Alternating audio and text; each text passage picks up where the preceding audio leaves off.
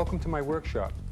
I'm going to attempt on this video to present and demonstrate some basic tools that I hope will be of some use to you in the pursuit of music, whether you use this in the making of your own music or simply with the intent of bettering your understanding of the process of making music. I'm going to start out by presenting you with some very basic principles that I've been using in endlessly different ways since the early 70s when I came across these ideas from L. Ron Hubbard's researches into the field of study. Let's begin with the definition of two very simple words. First, the word gradient. Gradient is a gradual approach to something, taken step by step, level by level, each step or level being, of itself, easily surmountable, so that finally quite complicated and difficult activities can be achieved with relative ease. The other word used in conjunction with gradient is the word win. A win is intending to do something and doing it, or intending not to do something and not doing it. So you see, in studying and practicing, you have to grab onto the idea that you're the one who's got to know when you've succeeded at something you set out to do, even to the detail of playing a short scale smoothly. So here's the sequence. The first thing is you intend to do something, choosing a step or a level that is able to be accomplished by you, maybe by finding the right tempo, or slowing the tempo down, or a small enough chunk of the piece. You know, and just enough so that you can easily approach it. And then you go at it until you have a win or you succeed, and you've accomplished what you set out to do, and you acknowledge that. You say, okay, I got that, and you go on to the next chunk. And level by level, bit by bit, you find that you can handle more and more. Taking on too much at once can cause you to be frustrated and gives you losses. You feel like you're not making it. Whereas taking on too little can just be boring. So judging how to take on just the right amount is a sensitive and important judgment in studying and practicing.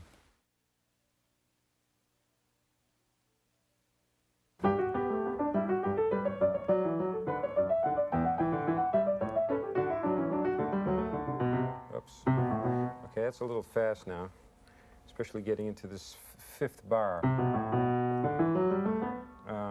Fingering here. Now let's see.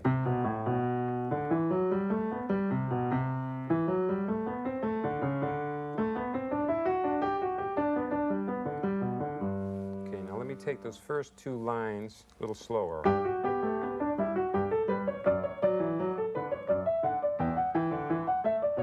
Oops. What's happening?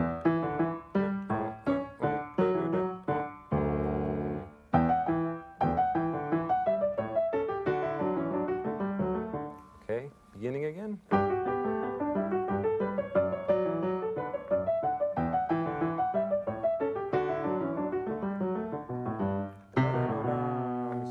Make the transition from this bar to that bar. I goof up right in here. Let me look at the left hand now.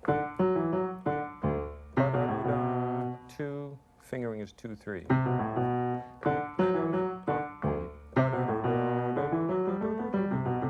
Okay, let's see now.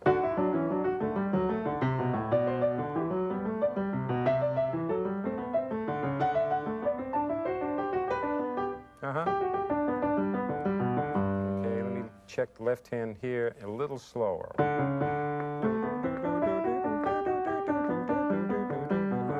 And the right hand.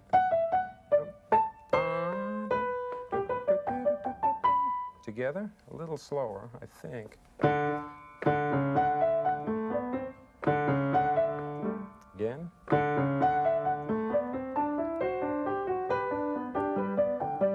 Oops. Really slow it down.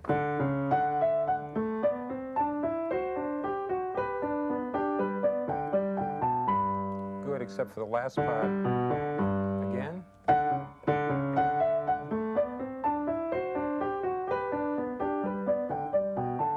One more time, that's getting better. Oops.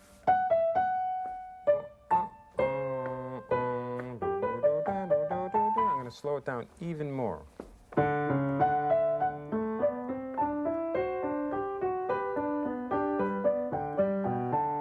That felt better.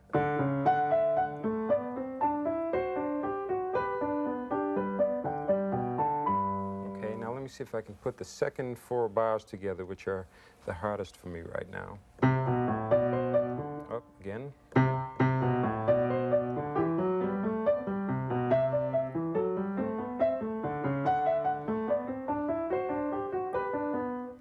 Fingering there, that's what's goofing me up. I end on the thumb, and then I got no place to go after that. So that's got to be 3-2. 3-2.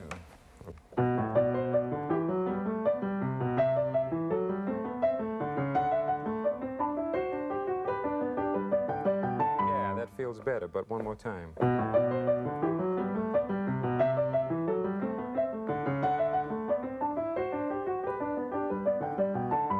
That's pretty good. Let me try it one more time.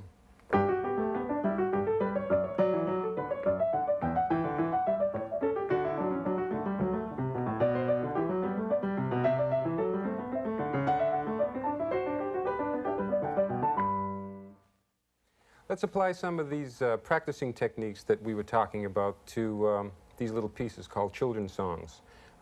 Here's one, number 16, that has a passage at the beginning that has a real rhythmic independence between the right hand and the left hand, and it takes some coordinating. So let me find the right tempo and the right chunk and see if we can't get these 4, 8, 12, 16 bars to sound like something.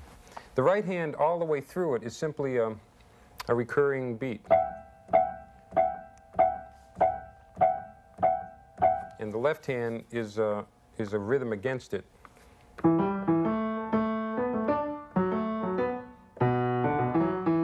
Fingering there. Put a 5 on there.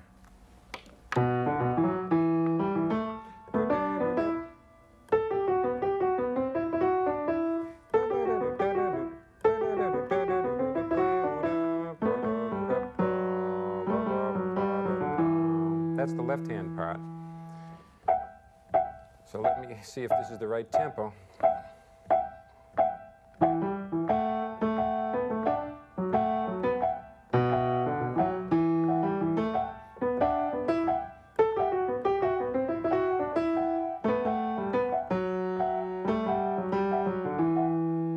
I guess I knew that better than I thought. Let me try it a little faster.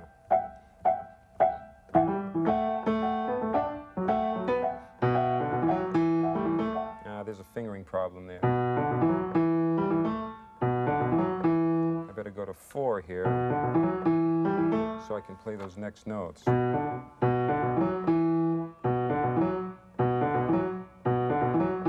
might be awkward, but I think a thumb there is good. And then a 4 there. Let's see. Here we go.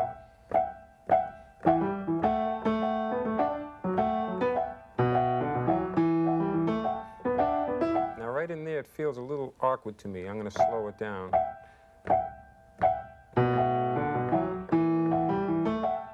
That's it, right in there. That little chunk is a little tricky, so let me slow that down again. I'm going to make a loop out of this just to get it real settled in my hands.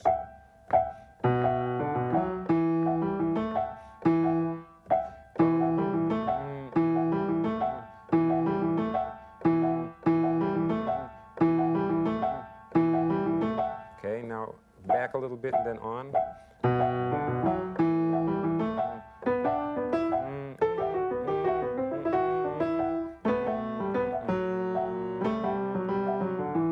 Okay, now up to speed. Da, da, da, da, da, da, da.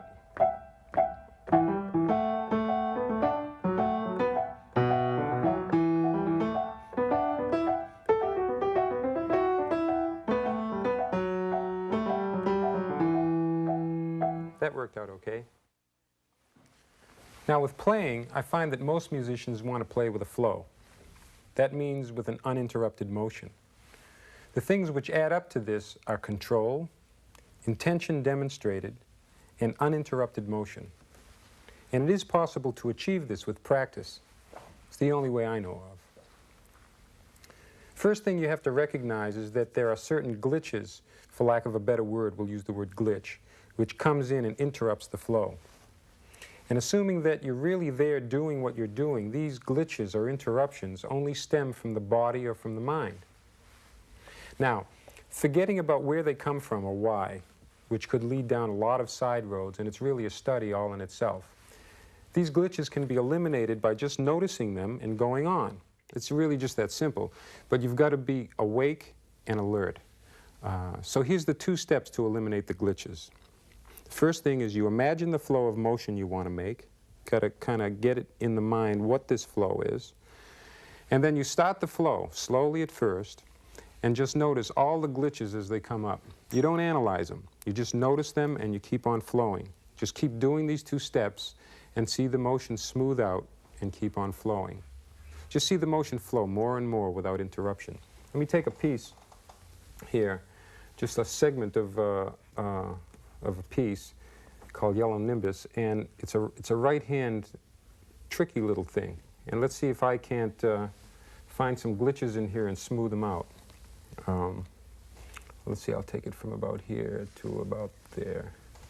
Let's see.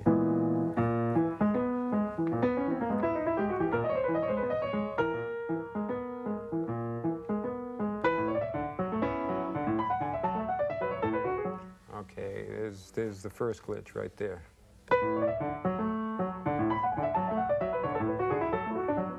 Okay, I'm going to slow the tempo down and just eliminate these glitches from this part. I'm going to start with just the right hand and do these 4 bars.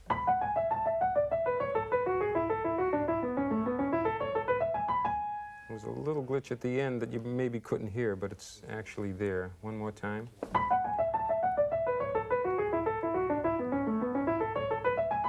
One more time.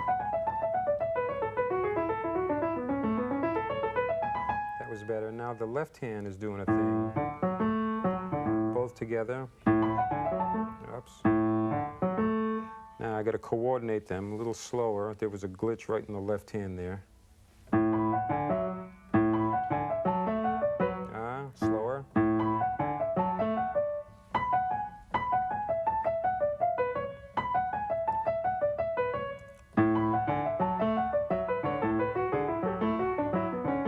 One more time. That was better. There was a little glitch right at the very end there. That's better. Better. That was better. Now I'm going to continue on to that last little bit.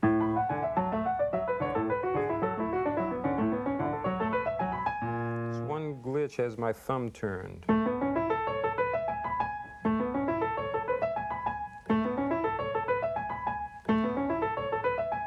Okay, now I'm going to imagine that motion just flowing, and I'm going to try and do it and see if there are any more glitches right in that 6 bars.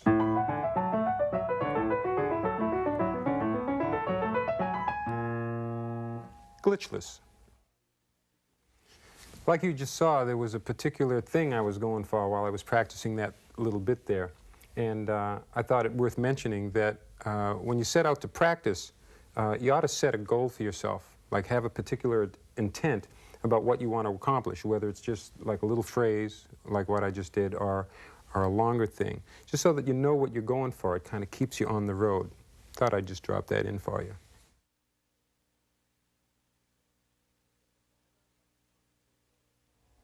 I thought it might be fun to look at a practice technique that I use sometimes, and it kind of gets me real separate from my hands, because what we do, you remember we talked about a flow, establishing a flow. Well, the idea of this is to keep a regular flow of quavers, notes going, kind of without interruption, and just move around the piano, but weave the line with 2 hands rather than play a line with 1 hand.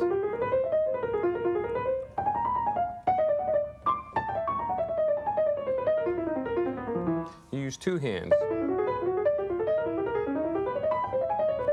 And you can get into the idea of thinking of, you got these 10 guys here, each one kind of like a drummer, and do his thing. Like you have these 2 drummers do this, and you have these 3 drummers do this, and you get like a 5, say 5. And then you can change from 5 to 4.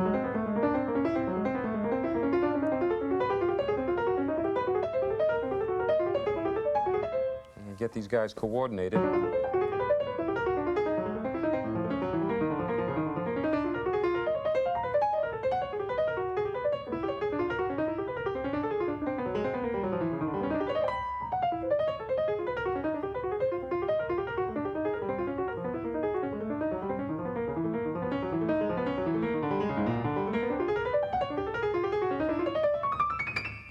Yeah, and let me start down here and see if I can get that one all the way up.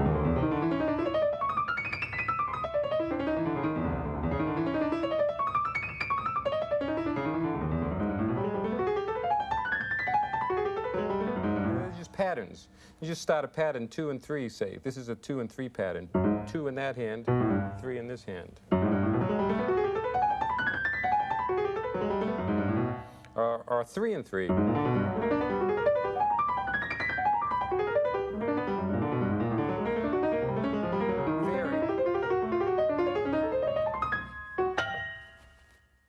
Let's take a look at a standard song now. Here's a piece called Easy to Love by Cole Porter. And I've got it in my mind. I've heard it a lot. I've never performed it myself. Here's a brief lead sheet of it. Let's look through it and see if I can't put a sound together on Easy to Love. Yeah.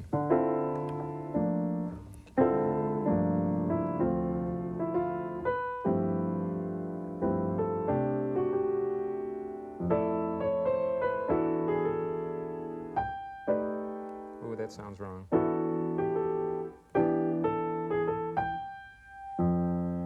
That's the wrong chord they have written there.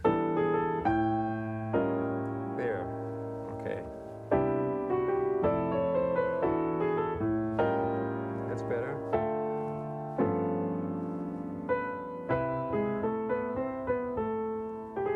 What's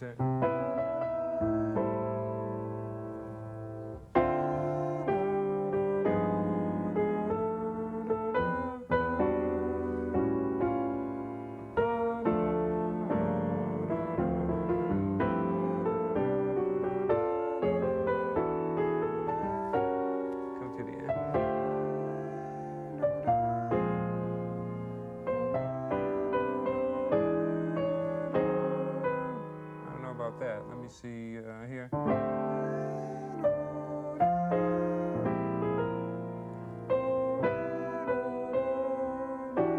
I like the minor chord instead of the dominant chord that's written there.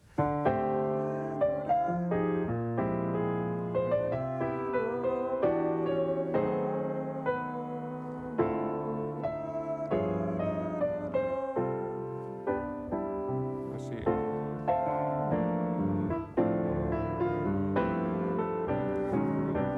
Work out a parallel movement for that's okay. I like the way that spreads out. Starts there and then it goes that way.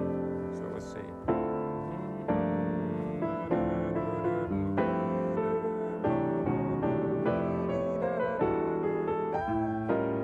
I like to hear those two notes stark naked and then some sound in the middle. Let me try it again.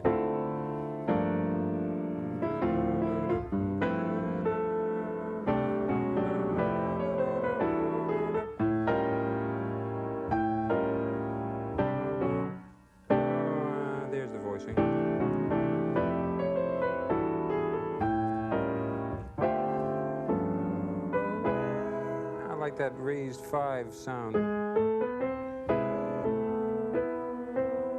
wonder if there's a passing chord in there.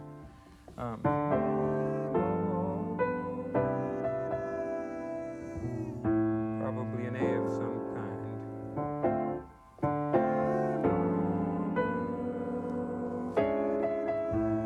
Could do that, but I'll keep it standard for now.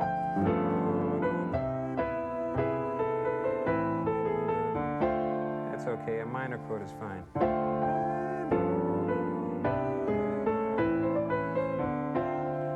The little inner voice helps move it for me. I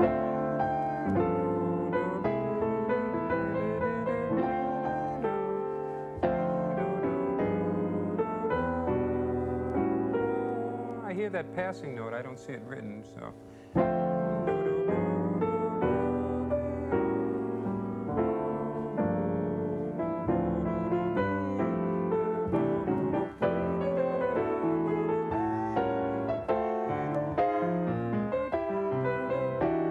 Let me work out this little turn here.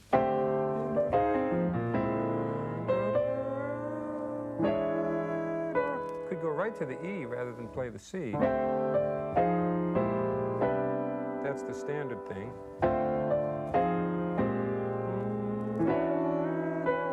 I kind of like that.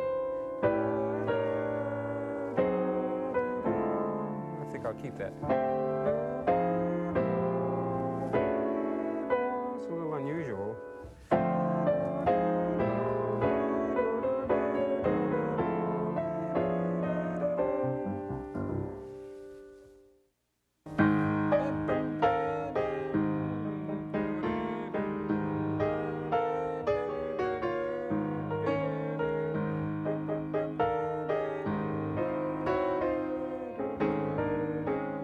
That kind of an introduction.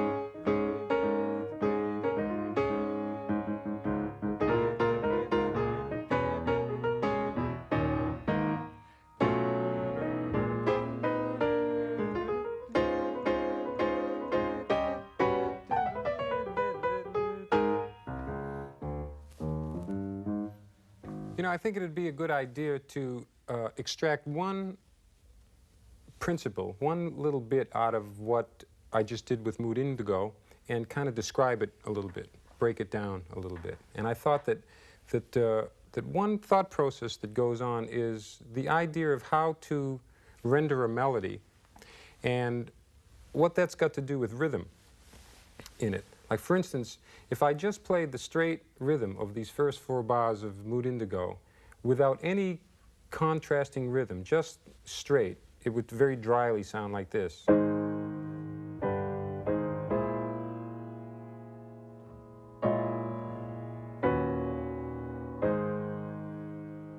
Okay?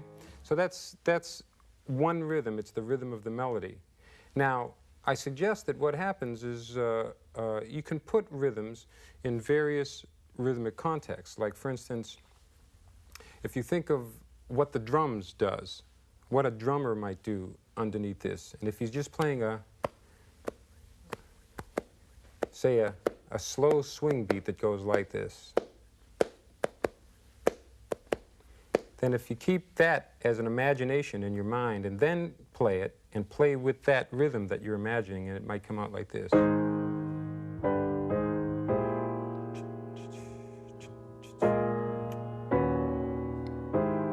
All of a sudden that has a little bit more life to it. And then keeping that basic rhythm, the melody can then start to be embellished upon by adding other rhythms.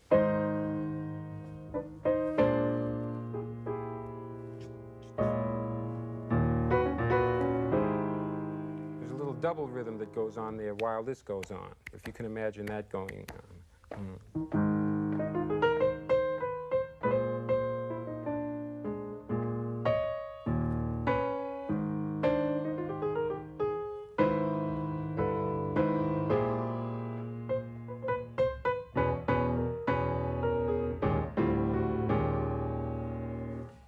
all the time that melodic phrasing is being done, in the mind there's this basic rhythm, so that you've got a kind of counterpoint of rhythm going on. You've got the basic rhythm, and then you get what the melody's doing.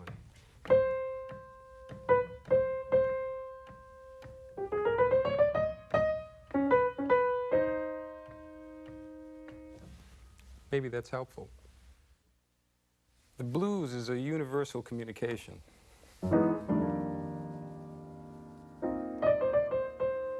It's got a kind of an expression in it that it's kind of immediately recognizable. Also, just the way it feels.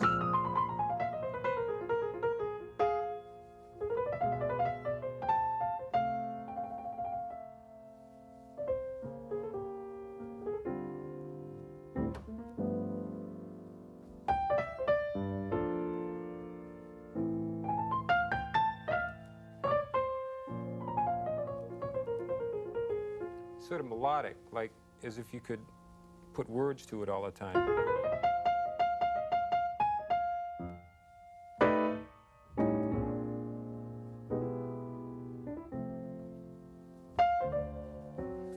Everybody knows the progressions, so it's not a big shock. And you know I'm going to do. And now you know I'm going to do.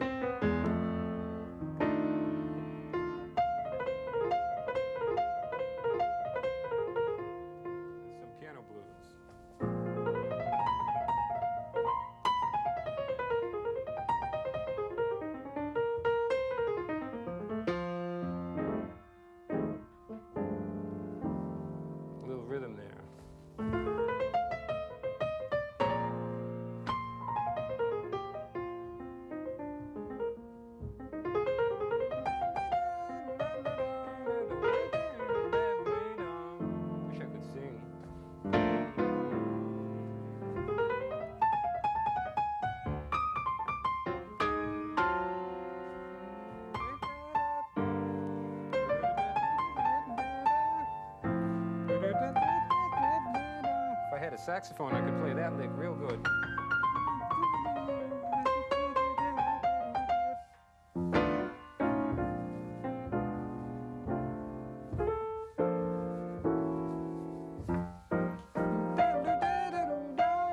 Could put lyrics to that.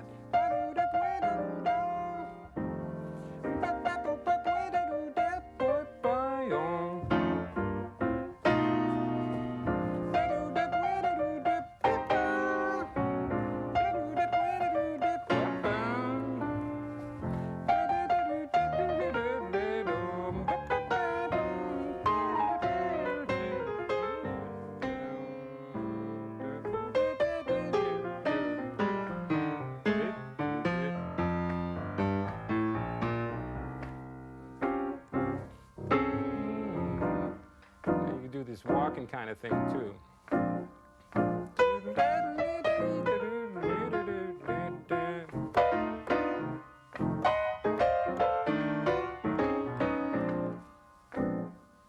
Put a little strange note in there.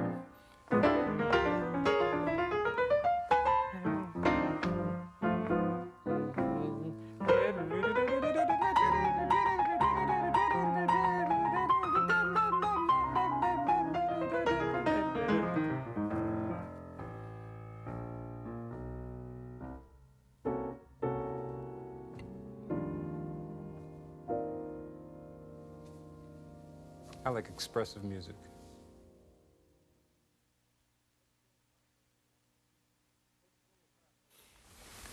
Let's blow apart some of these mystiques that have come into being about the act of composing music.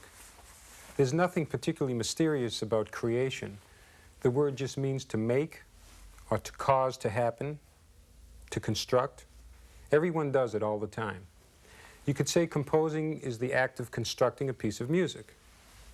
So let's start again with the simplest of guidelines, because if these decisions aren't made that we're going to talk about here, the result could be a lot of wandering around. So let's consider these 3 steps. The first one is decide what you want to compose. You just get an idea of exactly what you're going for. The next thing is you decide the physical form you want it in, whether on a piece of manuscript paper, whether memorized in your mind, whether a full score. You decide the physical result. And I think you'll find that the clearer you are about what you want and the result that you're going for, the easier things will go. The last and third part is just you go straight ahead and you do it without any interruptions. Let me show you quickly what I mean. This piece I could possibly play with a trio, or maybe piano solo, or with a duet. But as the piece develops, I'll redo that part of the intention. I'm going to start out with finding a mood and kind of a vamp of sound and some little melody that goes over it. Let me get a tempo going here first. Yeah.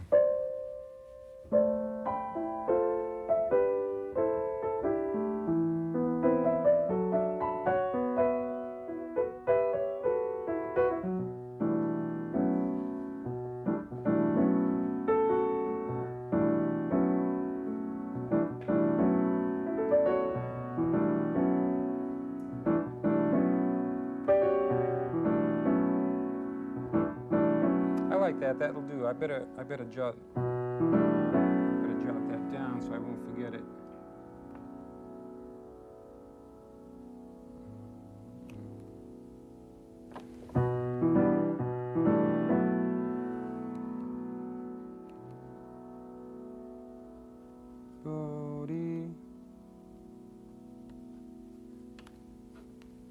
Okay, that's enough to remember.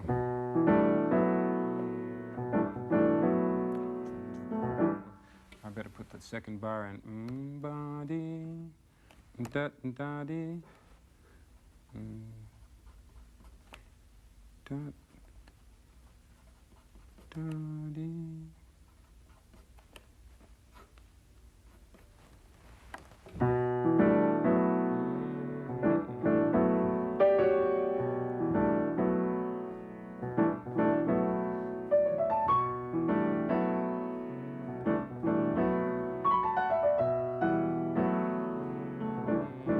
Possible melody.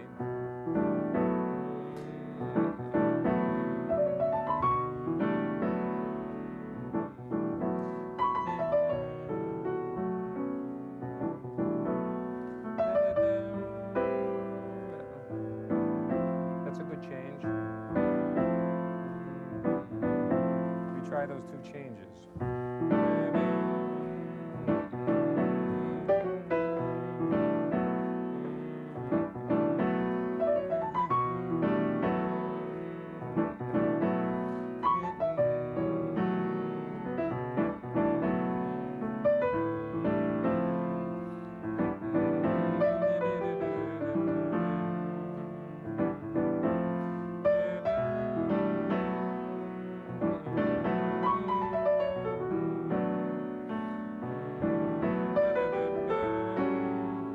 Then a change, I want to change on that part. So I'll get the B minor chord, and then the A minor chord,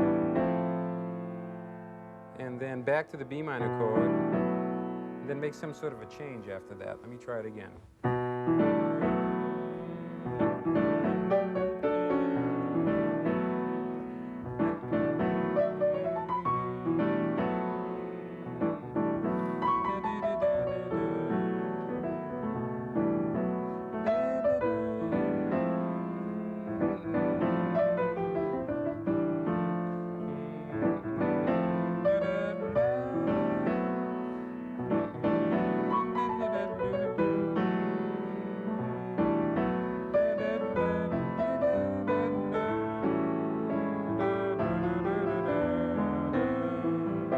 Something like that, like a melodic passage might be nice.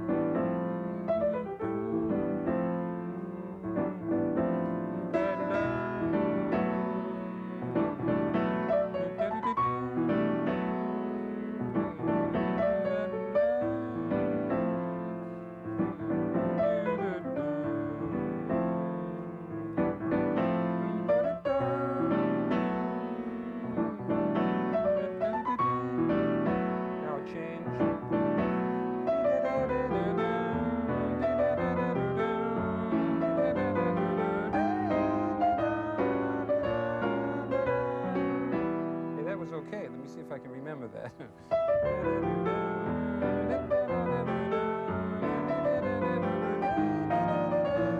No.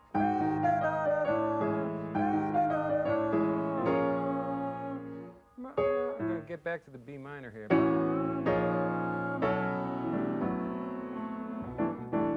Try that.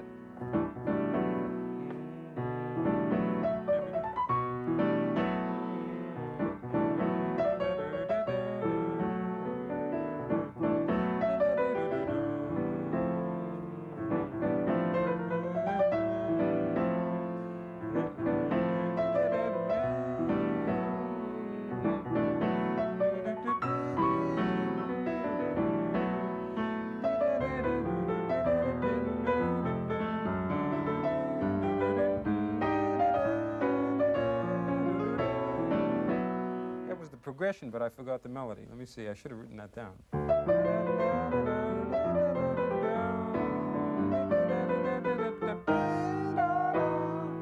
me do that. Let me.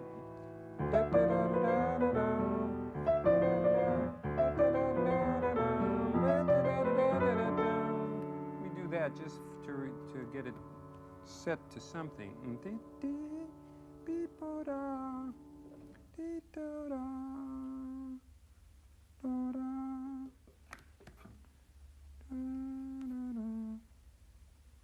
I can just write that much down and remember that it goes through the changes. Yeah,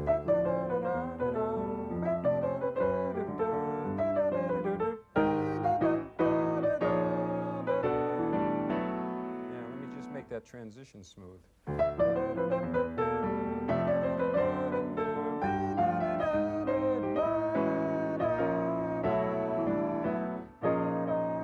That's not bad.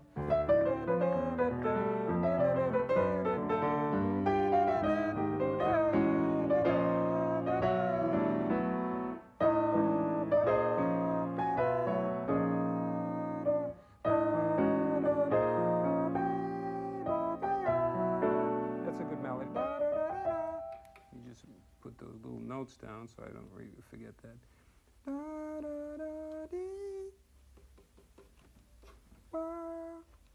There we go.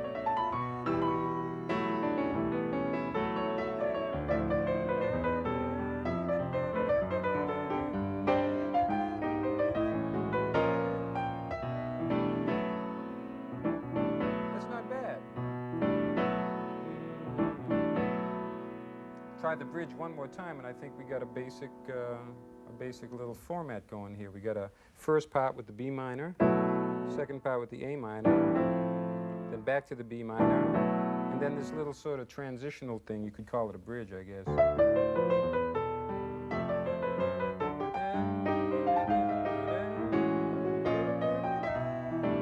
then back to the top again.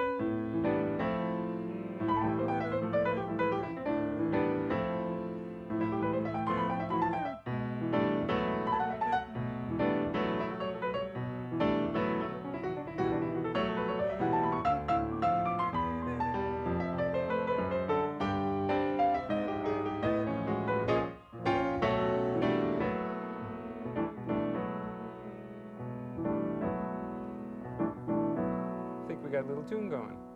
Let's have the intent of using this piece with the trio later on, with bass and drums.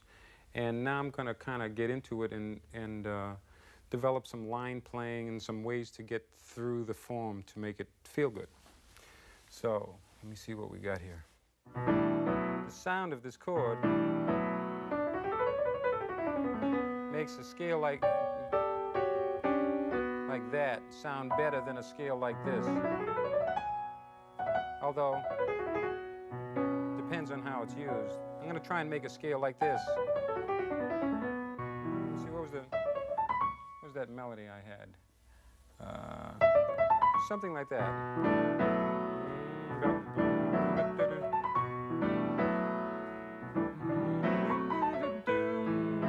Something that where the note lands on the one with a little phrase that goes up. That one there, and then the note will land on this for the second chord. So that for the first chord, this for the second chord. Let me try that.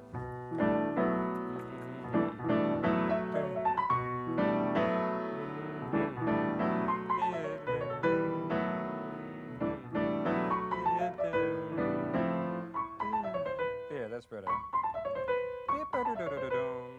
Coming out of the B minor into the A minor. Now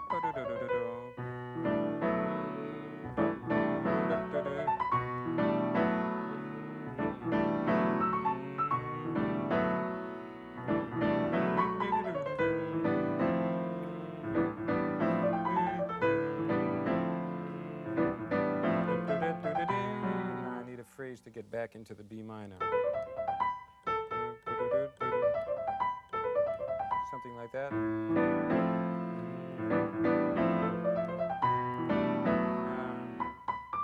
I don't like that note.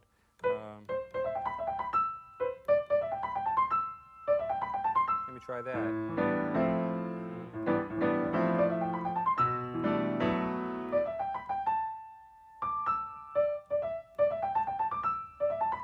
I like that better.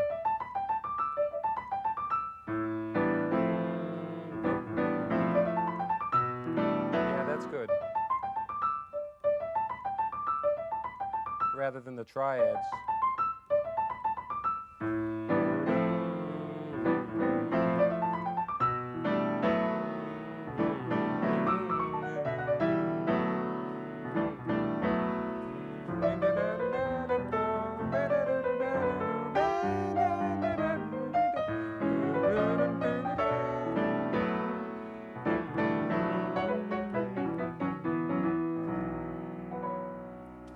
That's okay. I think it's ready for the trio now.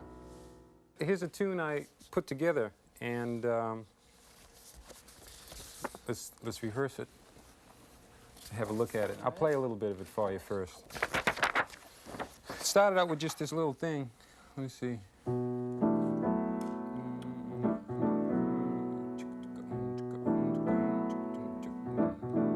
That's kind of like the basic rhythm. Kind of Latin-y. But light and tippy, you know, like you were playing on the ride cymbal? Yeah.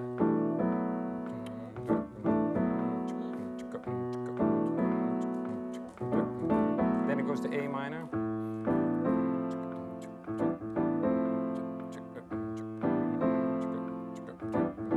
Back to the B minor.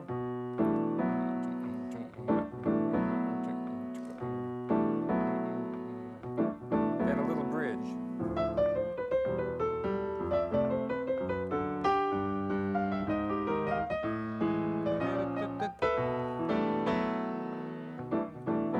Back at the top again. So it's just like B minor, A minor, B minor, the little bridge, and back up at the top. Okay.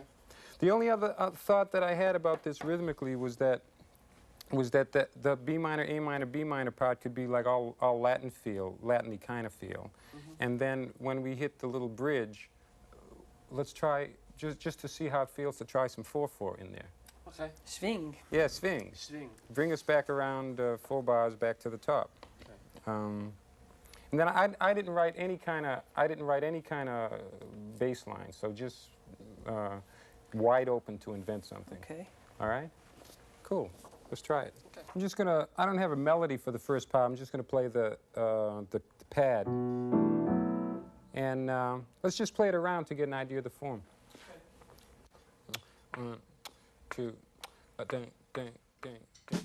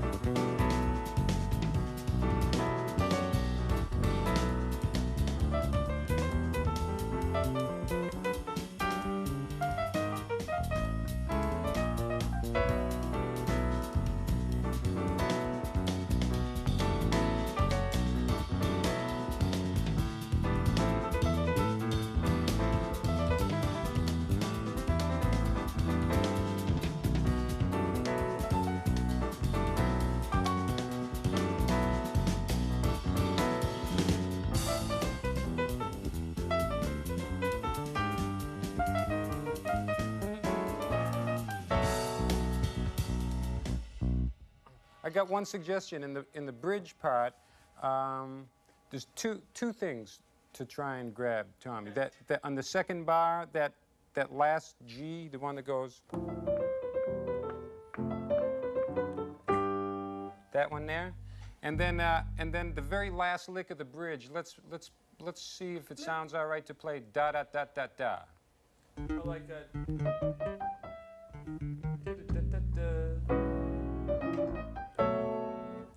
To take the turnaround back to the top.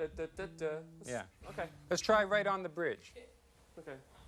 Yeah? No, I just had an idea. You want to try Bayonne instead of what we were doing? Yeah, we could try. Because it might sit better with the piano figure. Okay. What's the Bayonne? What do you? It's gong, gong, gong, gong,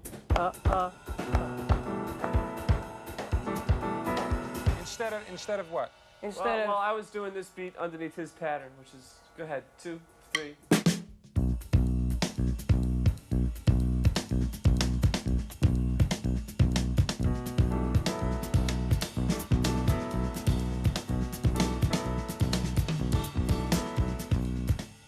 You know, the Bayonne beat is better as a basic, I think, as a basic thing, and then that's a great variation. Yeah, the only thing to kick it, you know. The only thing about it is his bass drum is hitting a 16th note apart from your second hit, because you're going 1 E and da da da da bam, and he's going 1 dum bam. So that's why. So, well, what if I change it to? If you stagger it, there you go.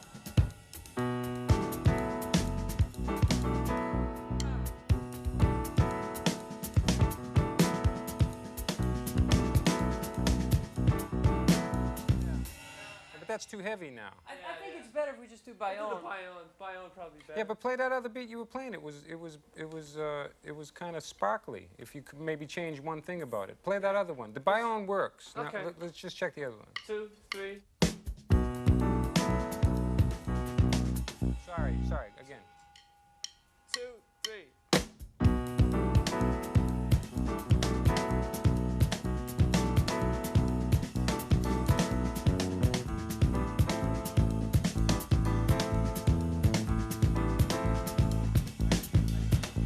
I like it. It's nice. I know what you mean. There's a note that goes Yeah, da-da. Well, I'm hitting that with the snare drum though. Well, it's too much on the bottom. To me, it's a little too dusty. I mean, it gets cluttered. Let me hear just the drums and the piano part. Right. 2, 3, 4.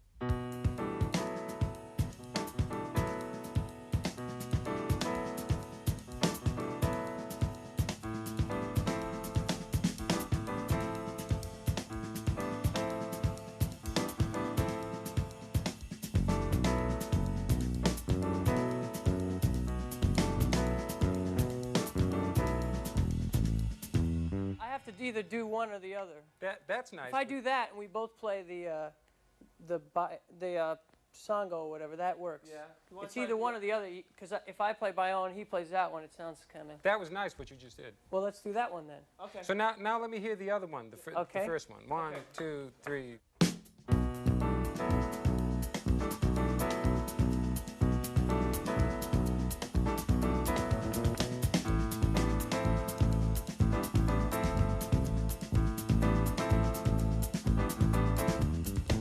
That definitely grooves harder. Yeah, I think the violin is one? better. I like that grooves harder. Use that as a basic, and then if you jump into that other thing, you We'll can look at each other maybe later have on and go a with the, variation on it. Okay. I tell For you the what, blowing. let's try this thing from. Let's take one chorus of the drum solo part where we leave out that last 4 bars for you. Start there on the drum solo, and then take one chorus of the melody with the biome beat, and then after one chorus of the melody, we stay on the vamp, B minor, A minor, develop that for a while to an ending. Okay? Okay. Right on the break. 1, 2, 3, 4.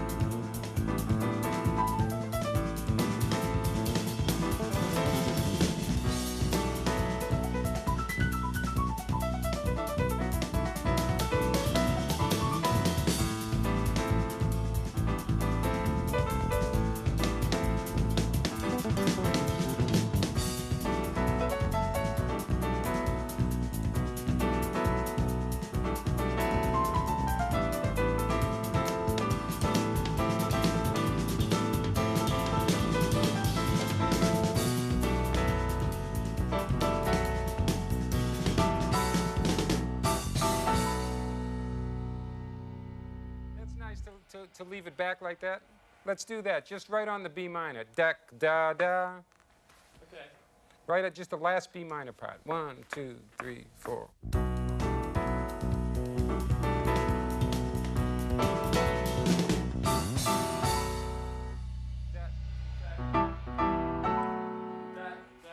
Yeah, try that. 1, 2, 3, 4.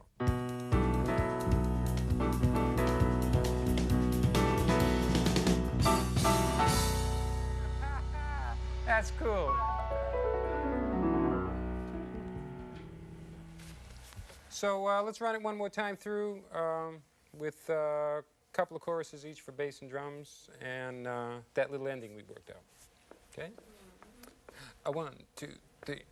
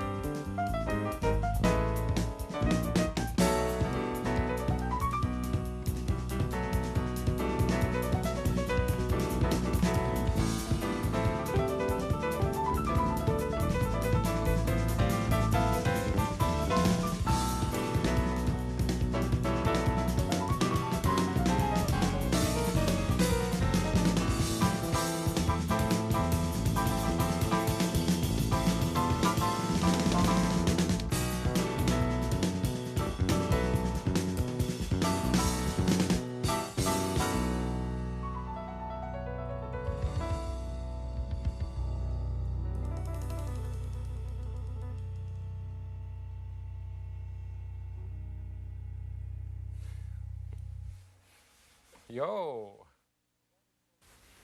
Well, that was quite an adventure for me. I hope some of this proves helpful to you in some way. And I do have a thought I'd like to leave you with. I believe that each one of us is basically responsible for the condition we're in.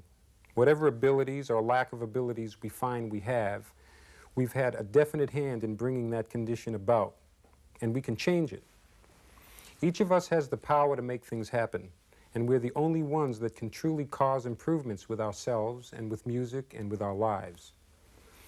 So when you decide to study, when you decide to expand and improve, take one thing at a time, accomplish what you set out to do things that you can accomplish and win at. Get all distractions and counterintentions out of your way and go ahead and win. I know you can. What else is there to do anyway? I'll see you later.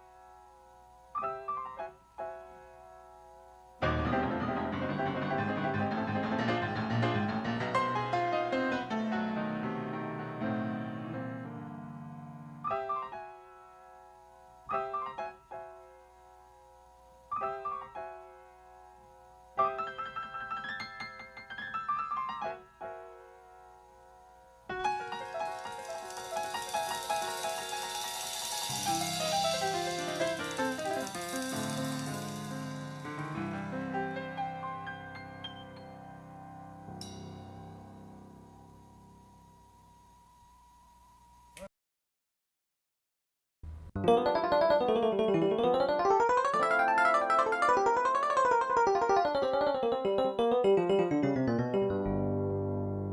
a lot you can do for soloing, riffing, jamming as a keyboard player. There's endless varieties and possibilities. I'm just going to talk about a few in this video. I want to get you started with some basics for soloing and improvising so you can start jamming with your group. You know what a scale is? You probably think of the major scale. Well, we're not going to use that, but we're going to learn a couple of new scales that we can use. And I'm going to start with what we call the blues scale, the basic blues scale. And in the key of G, this will be G, B flat, C, C sharp, D, F, G. That's a very basic blues scale. Thumb, index finger, third finger, fourth finger, thumb, second finger, third finger. Going back down.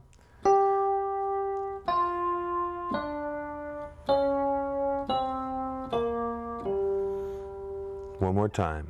G, B flat, C, C sharp. Thumb comes under, D, F, G. G, F, D. Fourth finger comes over, C sharp, C, B flat, G. You can try different fingerings. There's no set way. You can try coming down, making some little patterns up.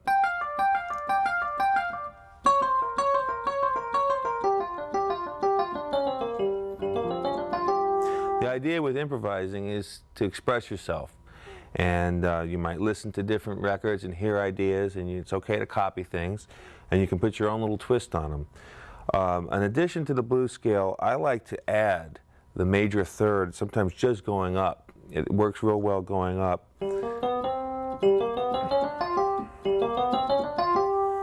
And adding this note gives me a little bit more flavor for variety. So we'll do the same scale, G with the thumb, B flat with the index finger. Now we're going to add the B natural with the third finger, C with the fourth finger. Then we're going to bring over our index finger and do the C sharp. The thumb's going to come under for D, index finger for F, and the root on top, G. I'll do it once slowly.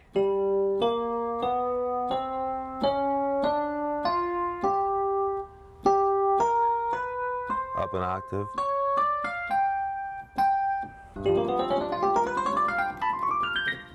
That works pretty nice.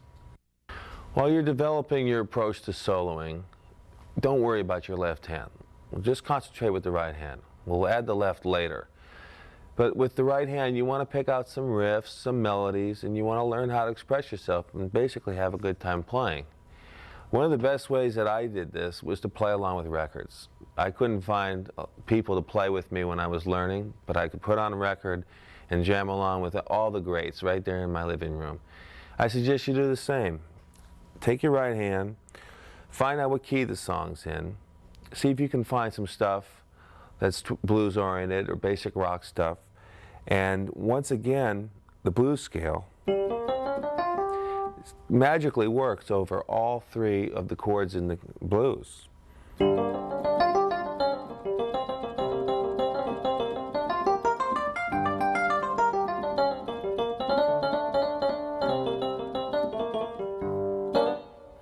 So you basically need to learn one scale, but you need to learn it in all 12 keys. So I've started you on G. See if you can learn this scale in C. See if you can learn it in F. See if you can learn it in D. And see if you can learn it in E, because guitar players love the key of E. You'll be playing a lot of blues in E. And learn your blues scale, mess around, come up with some riffs. Don't be afraid to try two notes, try octaves.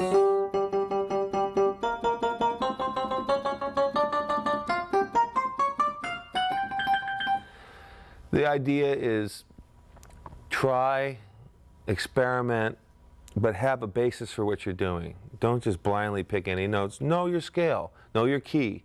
If you're in G, if you're in A, okay?